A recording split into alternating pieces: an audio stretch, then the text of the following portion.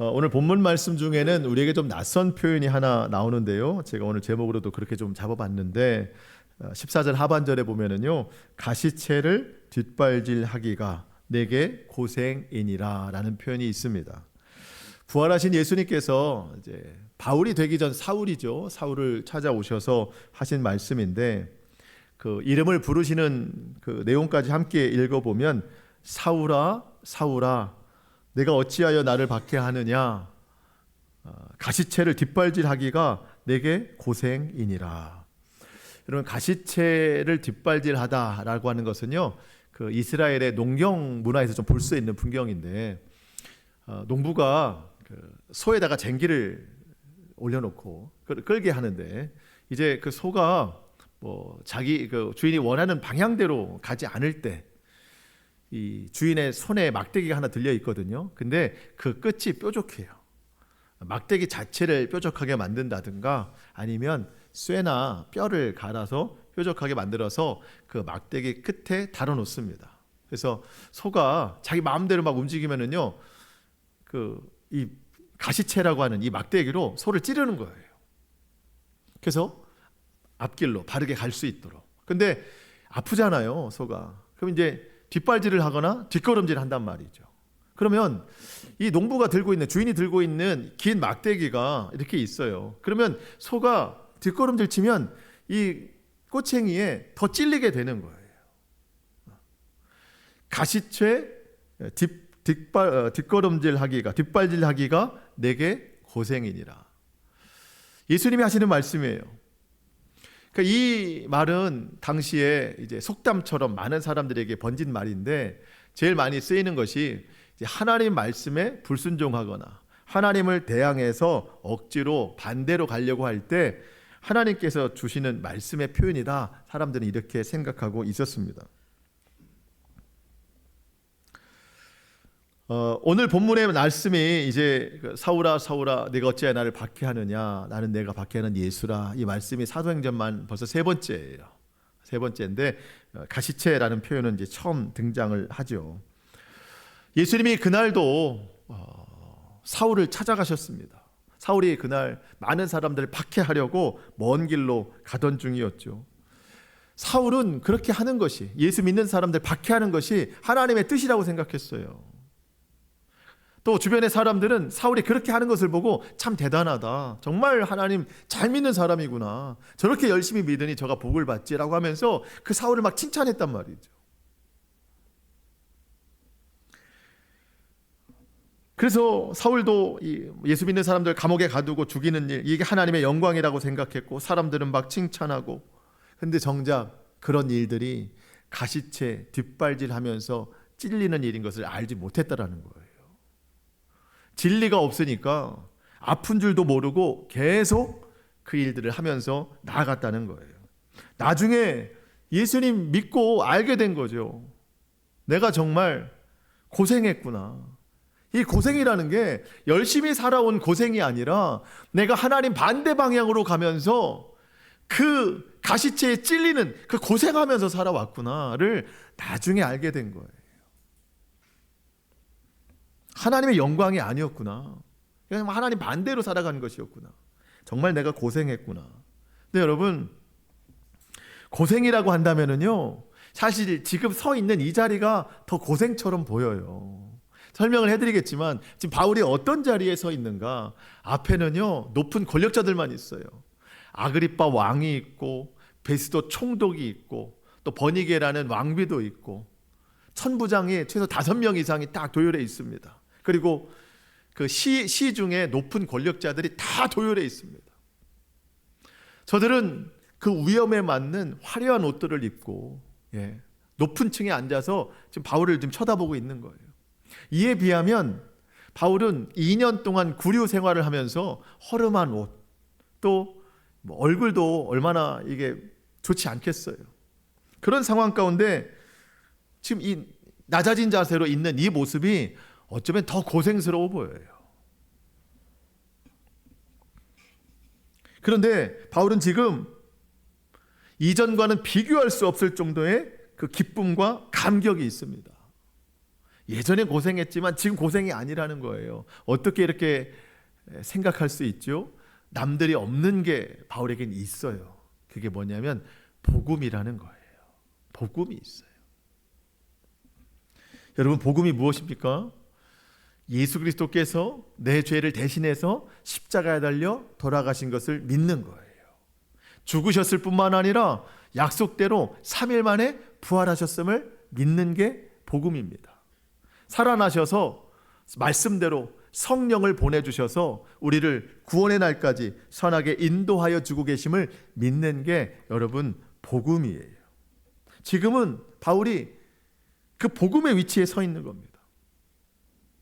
사람들은 높은 자리에 앉아있고 자기는 낮은 자리에 앉아있고 옷 입은 것도 완전히 비교가 되지만 그러한 상황으로 자신을 생각하지 않고 있어요.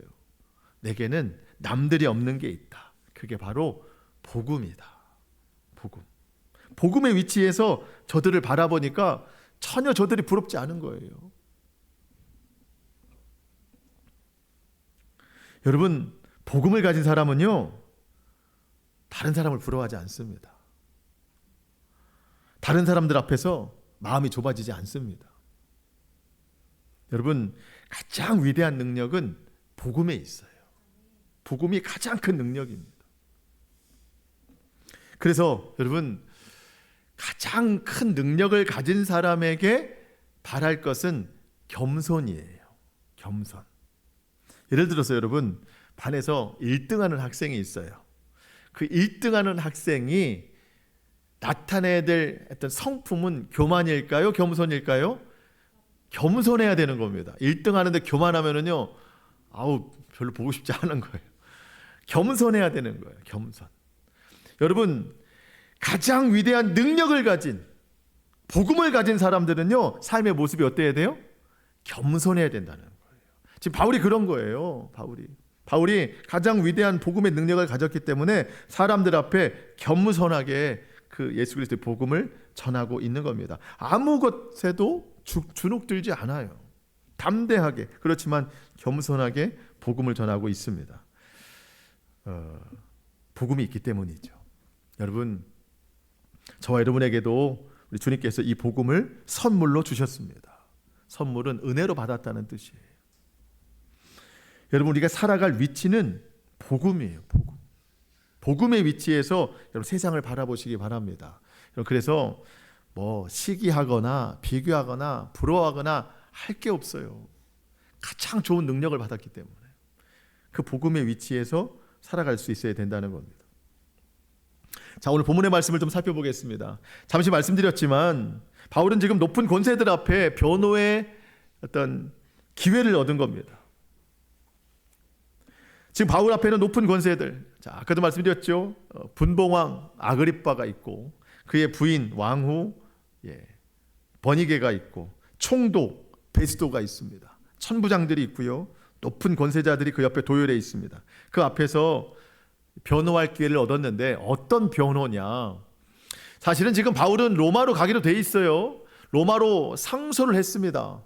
그런데 사람만 보내는 것이 아니라 이 사람이 왜 로마 황제 앞에까지 왔느냐, 그 이유가 설명이 돼야 되는데 당시에 재판관인 이 총독 베스도가 바울에게서는 전혀 로마법으로는 그런 법에 대한 저촉이 되는 것을 찾을 수가 없다. 그렇기 때문에 유대인 종교법에서 뭔가 죄의 명을 좀 찾아보자 해서 아그리빠 왕에게 자문을 구하고 있는 내용입니다. 이 아그리빠 왕도 바울이 궁금했기 때문에 바울에게 변호의 기회를 마련한 상황입니다. 그렇게 오늘 본문이 시작이 되는데요. 1절로 3절입니다. 아그리빠가 바울에게 이르되 너를 위하여 말하기를 내게 허락하노라 하니, 이에 바울이 손을 들어 변명하되 아그리빠 왕이여, 유대인이 고발하는 모든 일을 오늘 당신 앞에서 변명하게 된 것을 다행히 여기나이다. 특히 당신이 유대인의 모든 풍속과 문제를 아심이니이다. 그러므로 내 말을 너그러이 들으시기를 바라나이다. 자, 아그리빠 왕이 바울에게 한번 변명해봐라 이렇게 말로 이야기를 했어요. 먼저 벨릭스라고 하는 총독은 머리로서만 표시를 했었잖아요. 참 교만했었는데 아그리빠는 그래도 좀 낫습니다. 말로써 한번 변명해봐라 이제 하죠. 이제 바울이 변명을 하는데, 변명이란 말은요, 이제 변호라는 말이에요. 자기를 변호한다. 아그리빠 왕이여, 당신은 유대의 모든 풍속, 유대 법을 잘 아시오니 내 말을 잘 듣고 좋은 판단해 주시기를 부탁드립니다. 그러면서 이런 표현을 하는데요. 뭐냐면 여러분 2절에 보면 아그리빠 왕이여, 유대인이 고발하는 모든 일을 오늘 당신 앞에서 변명하게 된 것을 어떻게 여긴대요? 다행히 여깁니다. 다행히 여깁니다. 여러분, 이 다행이라는 단어가 헬라어 원어로 보면은요, 마카리오스라는 단어인데, 마카리오스, 이 단어의 본래 뜻은요, 복되다라는 뜻입니다. 복되다라는 뜻입니다. 이 단어가 어디에 집중적으로 쓰였는가? 마태복음 5장에 보면 산상수훈 중에 팔복의 말씀이 있거든요. 팔복. 자, 심령이 가난한 자는 복이 있나니, 애통하는 자는 복이 있나니, 마음이 청결한 자는 복이 있나, 온유한 자는 복이. 이 복이 있나니라는 단어가 마카리오스예요. 그 단어가 지금 오늘 다행입니다라는 단어로 쓰였다는 겁니다. 그러니까 지금 우리는 다행이라는 말로 보지만 한글 번역이 조금은 어색해요. 바울은 그들 앞에서 내가 당신 앞에 이렇게 나를 변호할 수 있는 것을 복되게 생각합니다라는 거예요. 근데 여러분,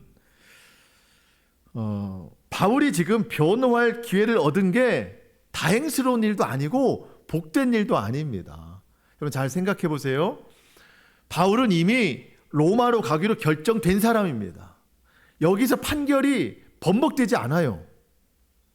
나는 로마 황제에게 상소했기 때문에 로마로 갑니다 라고 베스토 총독이 판결을 내렸어요. 뭐 여기서 회의한다고 해서 뭐가 바뀌지 않아요.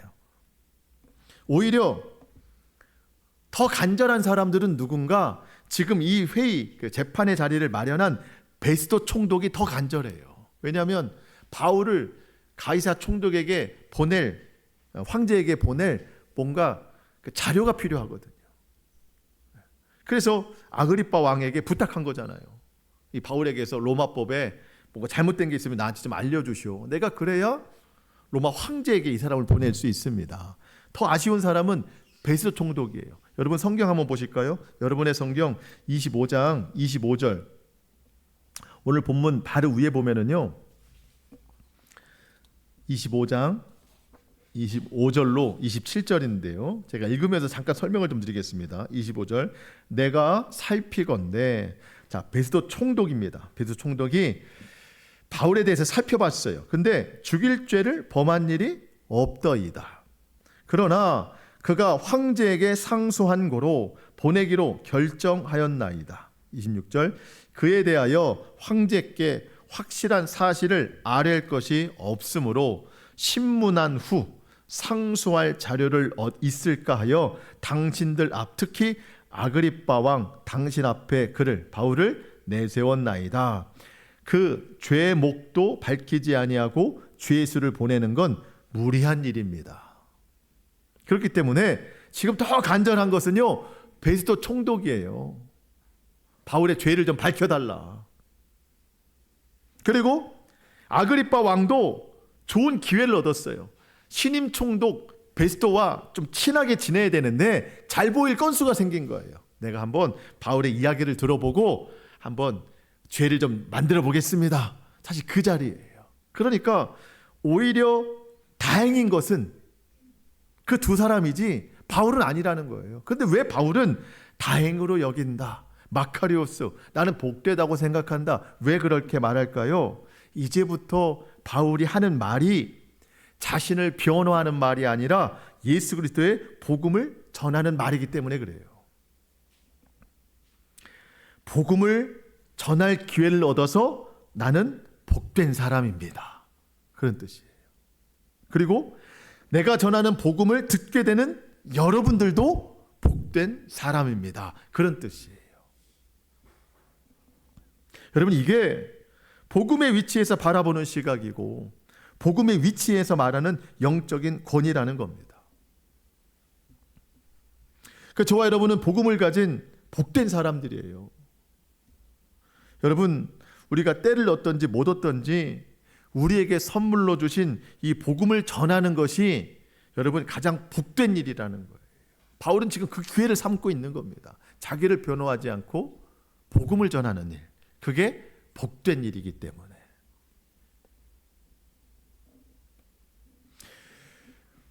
여러분, 지금 사실 우리는 한글 성경으로 다행스럽게 여깁니다 이렇게 이해가 되지만, 그 듣는 사람들은요, 사도 바울이 마카리오스라는 단어를 쓰고 있어서 놀라는 거예요. 아니, 이게 왜 복된 일인가? 왜냐하면 바울은 로마로 가기로 다 결정돼 있기 때문에 이 자리가 의미가 없어요. 그냥 이 자리를 다 예수 그리스도의 복음 전하는 자리로 사용하고 있는 겁니다. 그게 복된 자리라는 거예요. 자, 여러분, 우리 앞으로 어디로 가기로 결정된 사람들이에요? 어디로 가요? 천국 가기로 결정되어 있잖아요. 네. 자, 결정된 사람들입니다. 자, 바울도 결정됐어요. 그 자리가 의미가 없어요. 그 자리는 뭘로 사용했어요? 복음 전하는 것으로. 저와 여러분 천국 가기로 결정됐어요. 여러분 확신이 있으시잖아요. 그럼 이 살아가는 세상, 이 세상에 의미가 있는 것이 아니라 복음을 전하는데 의미가 있어야 된다는 거예요. 그게 복된 인생이라는 거예요. 그게. 전하는 자나 듣는 자 모두가 마카리오스예요. 복이 있는 거예요. 저와 여러분이 우리의 모든 삶을 좀 이렇게 사용하자는 거죠. 누구를 만나든지 어디를 가든지 예수님의 복음을 전하는 인생. 그게 복 있는 인생이구나. 우리가 다른 기회를 얻는 게 아니에요. 다른 변명하는 게 아니에요. 복음 전하는 삶을 살아야 된다는 겁니다. 4절부터 시작되는 바울의 변호가 있는데요, 참 설득력이 있습니다. 성령께서 지혜를 주시면은요, 정말 설득력이 있습니다. 우리가 그래서 성령의 충만함을 구해야 될 것 같습니다. 얼마나 설득력이 있는가 제가 한번 말씀을 드릴 건데요. 4절 5절입니다. 내가 처음부터 내 민족과 더불어 예루살렘에서 젊었을 때 생활한 상황을 유대인이 다 아는 바라. 일찍부터 나를 알았으니 그들이 증언하려 하면 내가 우리 종교의 가장 엄한 팔을 따라 바리새인의 생활을 하였다고 할 것이라. 바울이 어려서부터 어떤 사람이었는가를 유대인들이 다 안대요. 동네 어른들이 다 아는 거예요. 쟤는 어려서부터 어디 학교를 다녔고 얼마나 똑똑한지, 어떤 일들이 있었고, 이거를 다 안다는 거예요. 바울이 유대교 중에 가장 엄한 파, 여러 가지 파가 있는데 그 중에 바리새파였다. 나는 내가 바리새파였던 것을 모든 유대인들이 다 압니다. 지금도 얘기해보라면 다 얘기할 수 있습니다. 그 사람들.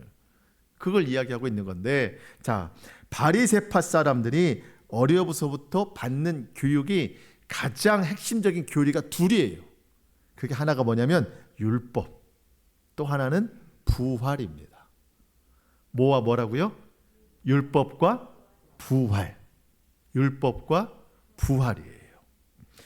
바울은 어려서부터 이 바리새파에 속해 있어서 율법에 대해서 배웠고요, 부활에 대해서 배웠어요. 그 사람만 배운 게 아닙니다. 모든 바리새파 사람들이 다 배운 거예요. 그렇게. 근데 여러분, 율법, 구약의 율법을 폐하신 분이 누구시죠? 예수 그리스도입니다.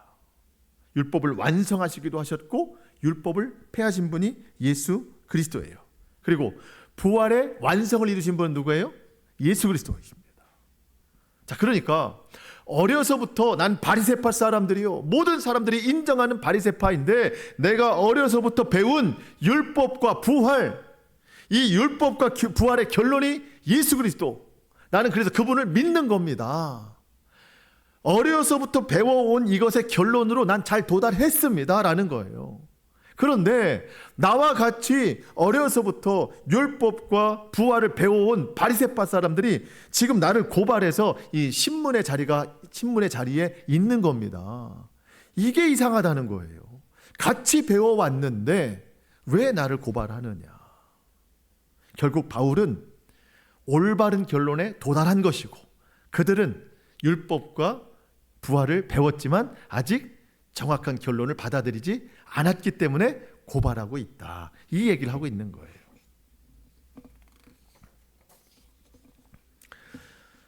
유대 종교 지도자들은요, 바울을 보고 변절했다, 변심했다. 어려서부터 그렇게 율법을 잘 알고 똑똑하고 유대교의 다음 지도자가 될 그런 사람이었는데 그걸 변절하고 어디 이상한 나사렛 이단의 우두머리가 돼가지고 저러고 돌아다닌다. 저 고발해야 된다. 그래서 고발한 거죠.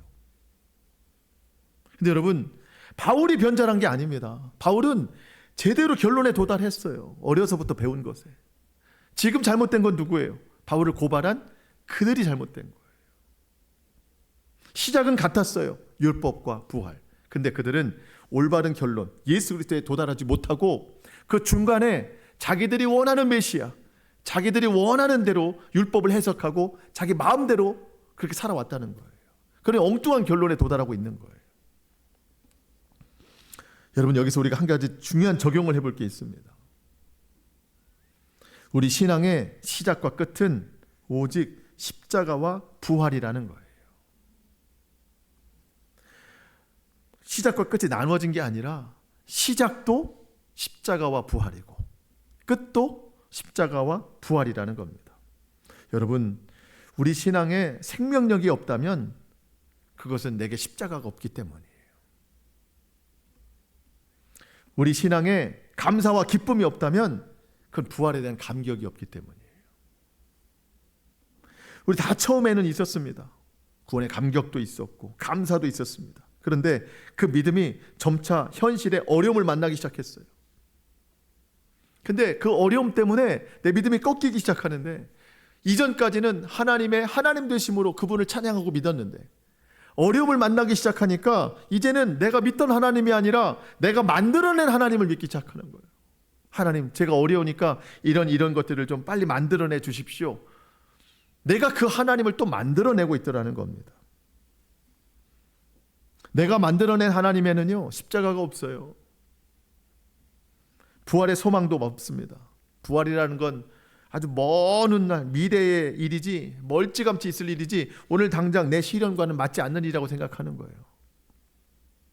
그러니까 부활도 없고 십자가도 없고 내가 만들어낸 그런 하나님만 내가 바라보고 있는 거예요. 그러니 신앙에 힘이 없는 거죠. 여러분, 십자가 없이는 죽음이 없어요. 죽음이 없이는 부활도 없습니다. 날마다 나를 부인하고 내 십자가를 지고 예수님을 따라가야 됩니다. 여러분, 십자가를 지는 것이 옛사람의 죽음이에요. 옛사람의 죽음은 슬픔이 아닙니다. 새 사람의 기쁨인 거예요. 부활의 소망이 되는 겁니다. 바울은 지금 그 기쁨을 누리고 있는 거예요. 그래서 복음을 전하고 있는 것이고.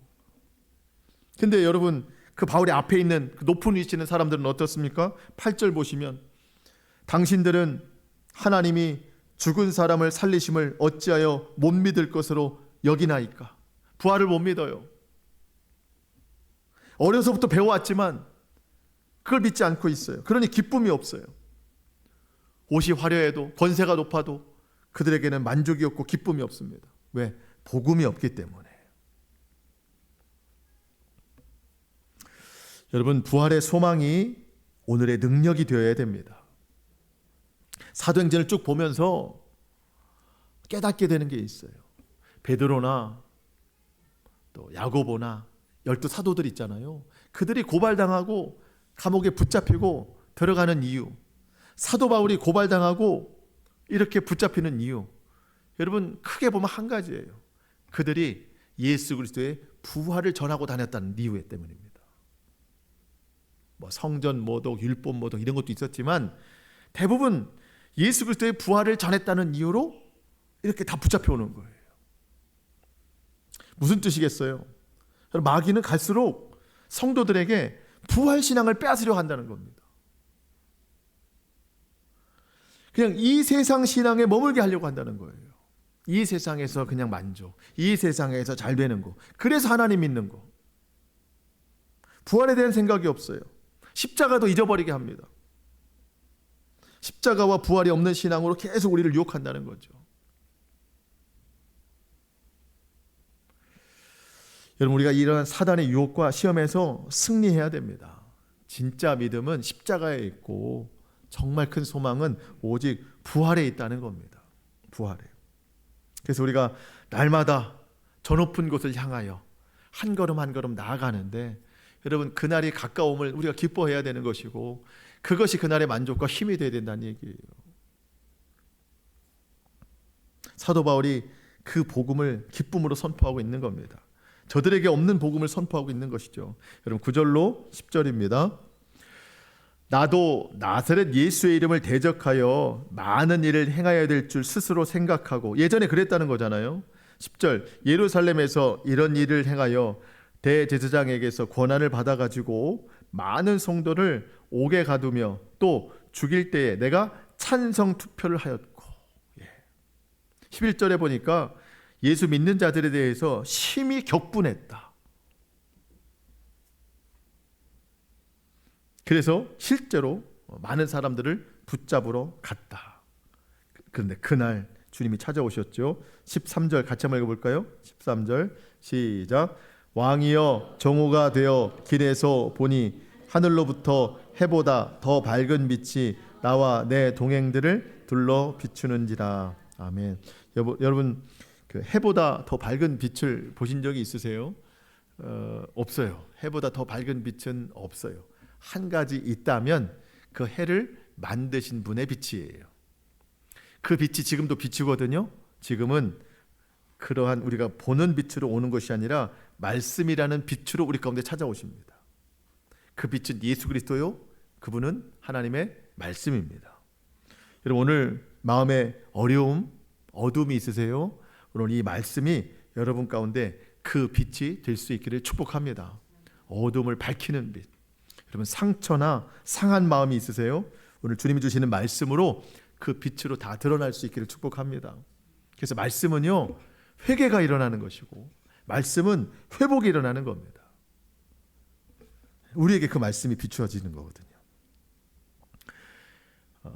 바울도 그날에 주님께서 주신 말씀을 기억하고 있습니다. 우리가 맨 처음에 아까 봤던 말씀인데요. 14절, 우리가 다 땅에 엎드러짐에 내가 소리를 들으니 히브리 말로 이르되 사울아 사울아 내가 어찌하여 나를 박해하느냐, 가시채를 뒷발질하기가 내게 고생이니라.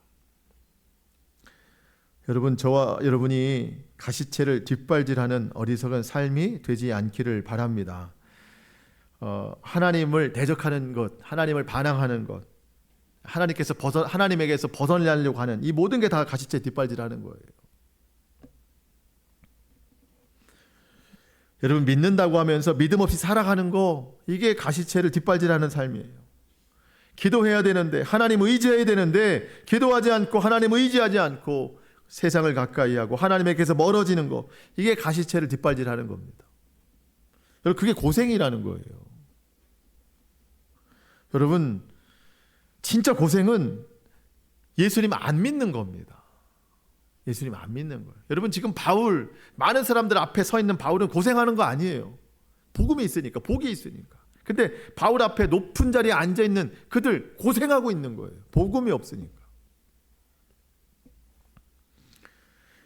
여러분, 그런데 가끔 우리 예수 믿는 사람들 중에도 믿는 게 고생이라고 하는 사람들이 있는데, 여러분, 예수 믿는 게 고생이에요? 그렇지 않습니다. 고생이라고 생각하면 고생으로 여겨지는 것이고, 기쁨이라고 생각하면 기쁨으로 오는 거예요. 여러분, 집단하면 고생이다. 누가 한 말이에요? 탕자가 한 말이에요. 탕자가 한 말이에요. 집단하면 고생이다. 집은 아버지요, 아버지는 곧 하나님입니다. 하나님 따르면 고생이에요. 하나님을 가까이 하는 것이 복입니다. 예수 그리스도의 복음으로 살아가는 것이 진짜 복이라는 거예요. 저와 여러분이 고생하지 말고 참된 그 복을 누리면서 살아갈 수 있기를 축복합니다. 마지막으로 우리 예수님께서 바울에게 주신 사명을 보고 마치려고 하는데요. 이 사명은 우리에게 동일하게 주시는 사명입니다. 우리 16절로 18절인데요. 우리 같이 한번 읽어보겠습니다. 16절로 18절 시작. 일어나 너의 발로 서라. 내가 내게 나타난 것은 곧 내가 나를 본 일과 장차 내가 내게 나타날 일에 너로 종과 증인을 삼으려 함이니 이스라엘과 이방인들에게서 내가 너를 구원하여 그들에게 보내어 그 눈을 뜨게 하여 어둠에서 빛으로 사탄의 권세에서 하나님께로 돌아오게 하고 죄 사함과 나를 믿어 거룩하게 된 무리 가운데에서 기업을 얻게 하리라 하더이다. 아멘. 사울이 예전에 그 바울 전에 사울이 영적으로 눈이 멀었을 때, 어둠에 있을 때 주님께서 빛으로 찾아오셔서 그 어둠에서 빛으로 그를 인도해 주셨습니다.